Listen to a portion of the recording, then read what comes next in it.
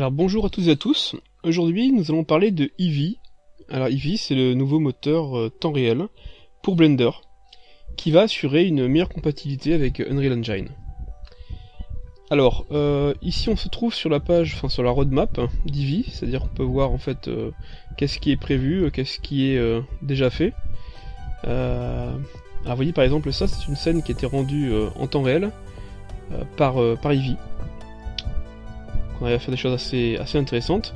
Alors, plutôt que de vous parler de un peu de théorie, je vais vous montrer quelque chose. Je vais vous montrer ce qu'on va faire. Alors, vous voyez ici, on est bien dans un rendu temps réel sous Blender. Vous voyez la façon dont la lumière se reflète, les matériaux métalliques. On est sur du PBR, hein, du physically range. Oh, je vais pas y arriver. Du physically based rendering.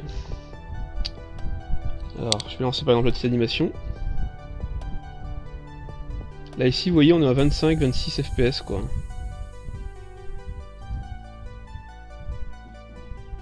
Il n'y a vraiment aucune difficulté particulière. Et ça tourne très bien. Et encore, on n'est qu'au début, puisque Eevee est encore en cours de développement. Alors si vous remarquez bien, hein, on se trouve avec la version 2.80 de Blender. Ah, il ne s'agit pas de la version que vous pouvez déjà télécharger comme ça. Si vous voulez la télécharger, il va falloir que vous vous rendiez. Alors je vais ici. Voilà, donc vous allez sous Blender, Download, vous descendez, vous arrivez sur Bleeding Edge, et à partir de là, hop, on prend la Daily Build. Bon, moi j'ai pris celle pour Windows 64, après à vous de choisir quelle est celle qui vous convient le mieux. Donc une fois que... Alors je vais fermer ça, on va le refaire ensemble hein, finalement. Alors ce modèle là, où est-ce que vous pouvez le trouver? Alors je me suis inspiré moi d'une vidéo hein, pour vous faire cette démonstration. Alors sur Sketchfab, je vous mettrai l'adresse dans l'article correspondant. Vous voyez, enfin le temps que ça charge, on retrouve notre modèle hein, qu'on vient de voir sous Blender. Alors par contre vous n'allez pas le télécharger tel quel, c'est à dire que vous allez récupérer le fichier FBX et l'ensemble des textures qui vont avec. Donc vous cliquez sur Download, alors je pense qu'il faut être inscrit avant, hein, et ensuite vous obteniez le fichier FBX. Alors ça ressemble à quoi? Ça ressemble à ça, une fois décompacté, c'est-à-dire que dans le source, dans le modèle, vous avez le fichier FBX, et les textures. Textures pour le body, c'est-à-dire le corps principal avec les hélices.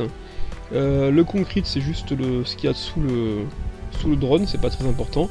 Et puis par contre, autre chose importante aussi, c'est les jambes, les legs. Bon, vous allez voir, de toute façon on va être obligé de les configurer une par une. Alors, petit bémol, si vous essayez d'importer, en tout cas avec la daily build d'aujourd'hui, si on importe le fichier FBX, ça ne va pas marcher. Donc ce que j'ai fait, c'est que j'ai pris ma version 2.78, je l'ai importé, j'ai sauvegardé sous la forme d'un blend, et c'est à partir de ce blend qu'on va travailler. Alors, je relance Blender.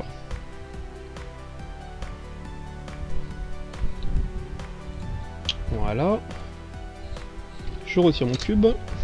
Bon, je n'en ai pas besoin puisque je fais pas l'importation. Je vais directement aller chercher mon drone. Alors là, il s'est lancé sous Cycles. Et puis bon, pas avec les bons éléments. Donc je vais cocher Eevee. Voilà, alors les matériaux sont roses parce qu'en fait ils n'existent pas encore sous Eevee. Alors moi tout ce qui est ici en fait hein, ne sert à rien.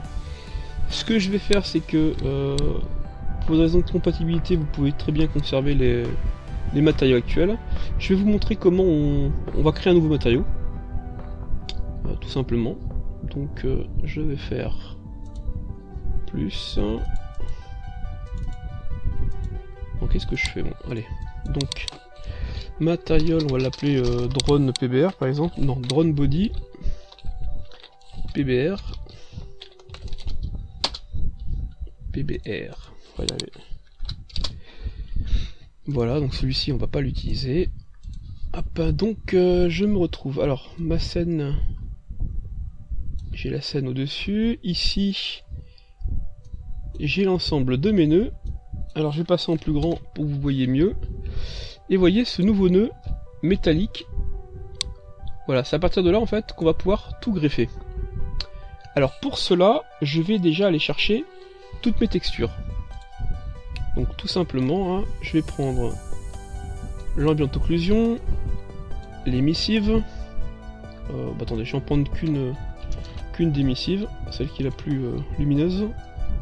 C'est celle-ci. Ensuite, on va prendre la partie métallique, la normale, la transparence, le roughness, et c'est tout, hein, je crois. Après le reste, c'est bon.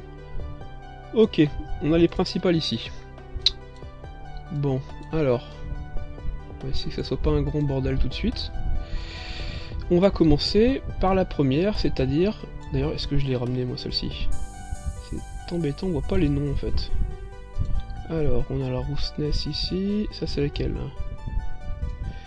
Ça, c'est l'ambient occlusion. Pire, c'est que j'ai été obligé d'ouvrir une par une après pour savoir. Les émissives. Alors, Seb me disait que le plus simple, hein, c'était de colorer les nœuds. Après, lui, il a l'habitude, hein, il met des couleurs différentes pour chaque chose. Et il sait repérer facilement ses textures. Ça évite de faire comme moi, de les rouvrir tous. Je vois qu'il en manque une, hein, de texture, puisque c'est pas celle-ci non plus. Voilà, donc j'ai pris les principales, sauf que j'ai oublié là. Voilà, alors ce qu'il appelle l'albédo ici, c'est ce que nous on appelle habituellement la base color, quoi, la diffuse. Donc celle-ci, on va l'entrer ici dans base color. Je vais rajouter un nœud pour les coordonnées de texture. Alors c'est dans add. Je ne sais jamais où on le trouve. C'est dans texture. Non plus. Input, c'est ça. Texture coordinate. Voilà. Et puis on va réutiliser une map également. Alors add. Je crois que c'est pas forcément nécessaire, hein, mais ça sera mieux pour certains effets. Alors c'est dans l'input encore ou pas? Mapping coordinate, c'est où? Non, c'est dans les vecteurs, non, je crois. Non, c'est pas là. Donc ça soit mapping. Oui, c'est ça, pardon. Voilà, c'est ce que je cherchais. Donc, sortie du V vers vector, et ensuite, de vector, on rentre ici. Voilà, alors déjà, on peut déjà voir le résultat.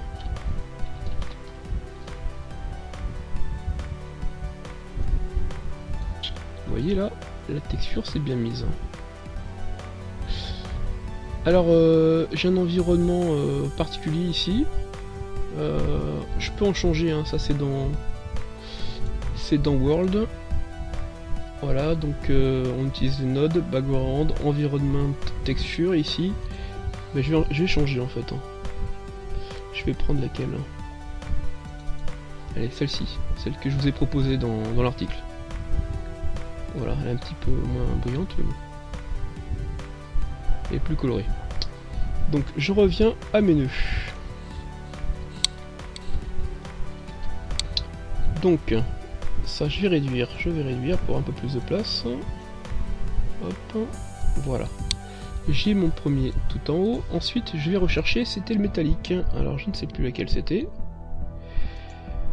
Est-ce que c'est celle-ci? Non, c'était l'émissive. Enfin que je la retienne, ce serait bien.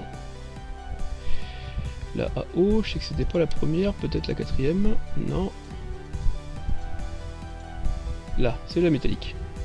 On y est. Alors la métallique, on n'est pas sur un espace de couleur, on est en non-couleur. Ensuite, le vecteur ici, et la couleur sur métallique. Alors, ça donne quoi déjà? Ah là là, là il commence déjà à y avoir un bon effet de reflet. Hein. Mais on n'a pas encore mis le roughness qui permettra de gérer plus la brillance. Ou la non-brillance selon les cas. Alors, je réduis. On va en faire quelques... Alors le spécular, je n'y touche pas. Voilà, ça c'était la première. Donc pareil, donc color data. On reprend les mêmes UV. Et on y colle. Voilà. Là déjà on doit avoir un truc encore plus sympa.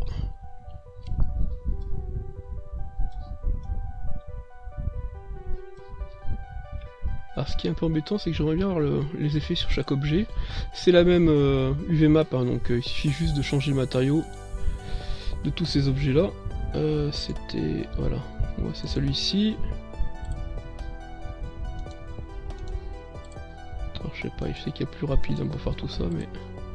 d'une part, il y a longtemps que j'ai pas fait du Blender, et d'autre part, la modélisation, c'est pas forcément mon domaine. Ouais, là je vais en baver parce qu'il va falloir que je fasse chaque morceau.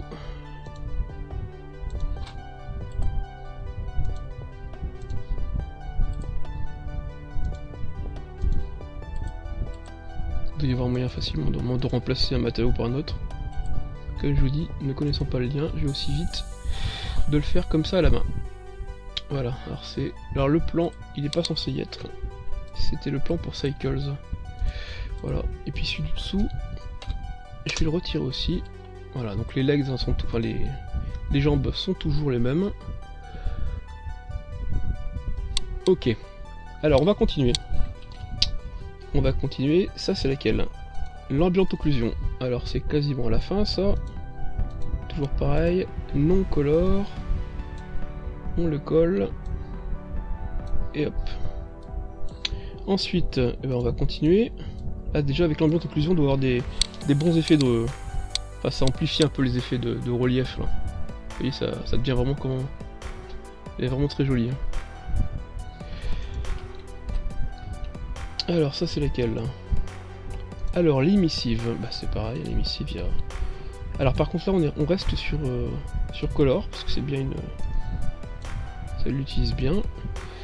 Et donc il est où? Il est là. Voilà. Ok. Ça c'était quoi? L'opacité, il n'y a rien de particulier non plus à faire. Et juste pour la normale map, avec une petite chose à faire. Alors, c'est où ça? C'est la transparence. Ok. Et pour la normale, par contre, on va ajouter un vecteur de sortie. Normal map. Voilà. On va rester dans l'espace tangent, hein, c'est ce qui semble donner en tout cas les meilleurs résultats pour l'instant. En tout cas avec cette version. Voilà, bah écoutez, on a tout relié là, hein. Donc on peut aller voir notre objet. Voilà. Alors en plus avec l'émissive, on voit les petites couleurs apparaître. Vous voyez, c'est très très joli. Alors on n'a pas récupéré le petit point rouge ici, je sais pas pourquoi. En tout cas pour le reste, ça a l'air d'être relativement conforme à l'objet. Voilà, donc je vous refais pas les legs, hein, parce que les legs c'est exactement la même chose. Il y a moins de... il me semble qu'il y a moins d'éléments. Voilà, il n'y a que 4 textures, mais bon au final ça revient au même quoi. Il n'y a pas l'émissive, il n'y a pas la transparence. Mais c'est la même façon de le configurer.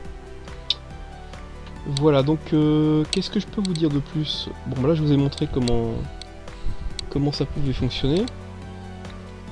Par contre, peut-être parler un peu des caractéristiques. Donc Eevee, hein, moteur temps réel.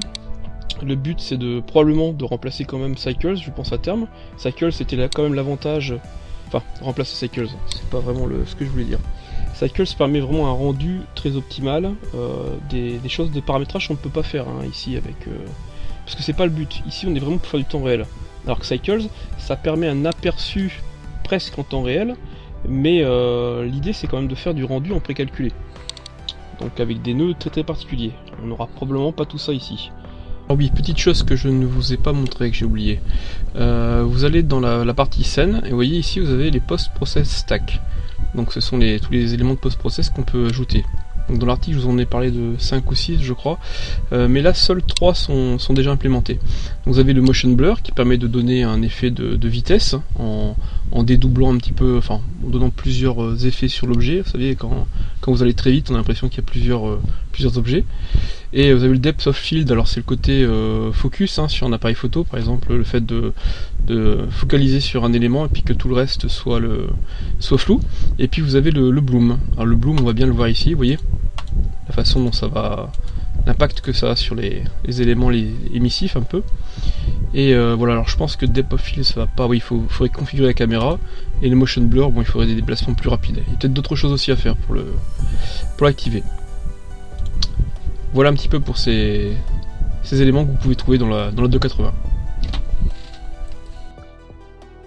Alors, voilà, donc c'est pas... Bon, le but c'est pas de remplacer. Probablement par contre que ce qui est intéressant c'est au niveau du Game Engine, puisqu'il va pouvoir profiter de ça. On avait déjà des essais avec la PBR Branch, ça donnait déjà des résultats quand même très intéressants. Ici, bon, il va falloir attendre, hein, c'est quand même en plein développement.